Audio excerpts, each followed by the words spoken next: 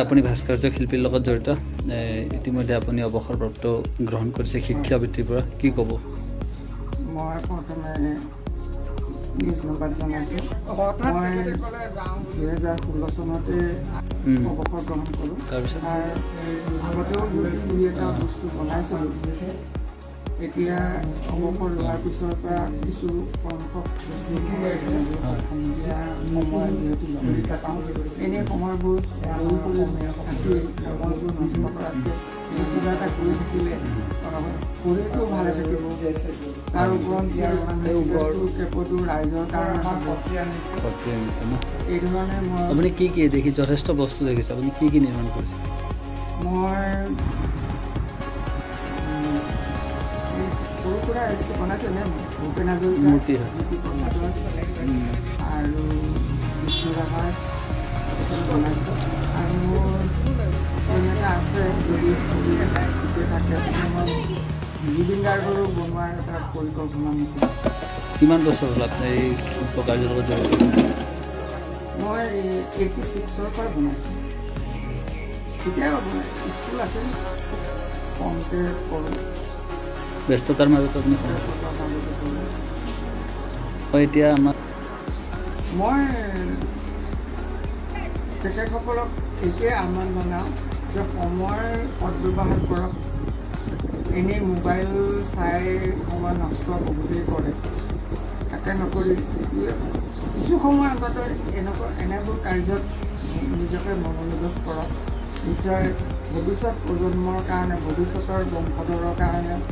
তেওঁলোকে কিবা এটা ৰাখি থৈ যাব পাৰিব নাম এটা ৰাখি থৈ যাব পাৰিব আৰু ভৱিষ্যতৰ ল'ৰা ছোৱালীকো শিকিব পাৰিব যে এই বস্তুটো আমাৰ সমাজৰ কাৰণে বিশেষ প্ৰয়োজন এই কথাটো মই কৰোঁ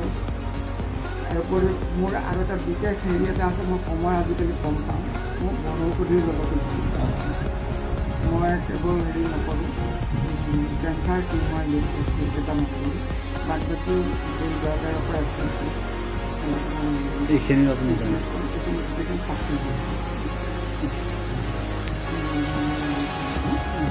কি আহ্বান জনাব চাওক মোৰ এটাই আহ্বান মানে চৰকাৰী সম্বৰ্ধনা এটা যদি পাওঁ নিজকে মই শিল্পী হিচাপে মই নিজক পৰিচয় দিব পাৰিম আৰু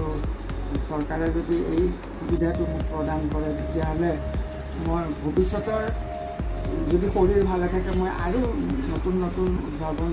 কৰিব পাৰিম বুলি মোৰ এটা দৃঢ় বিশ্বাস আছে হয় আপুনি বস্তুবিলাক বিক্ৰী কৰে নে প্ৰদৰ্শন আজিলৈকে কৰা নাই কেৱল মই প্ৰদৰ্শনীলৈ নিয়া হয় প্ৰদৰ্শনীত কেৱল মোৰ মই বহুতে ডিমাণ্ড কৰে মোৰ চৰাইটো মোক 12 ভাঙাত 40,000 টকা খুব জোৰ জুলুম দিছিলে কিন্তু মই নিদিলোঁ মোৰ আচলতে কিমান বছৰ মোৰ আছে 86ত হয় উঠি অহা প্ৰজন্মক কি আহ্বান জনাব বা আপুনি প্ৰশিক্ষণৰ ক্ষেত্ৰত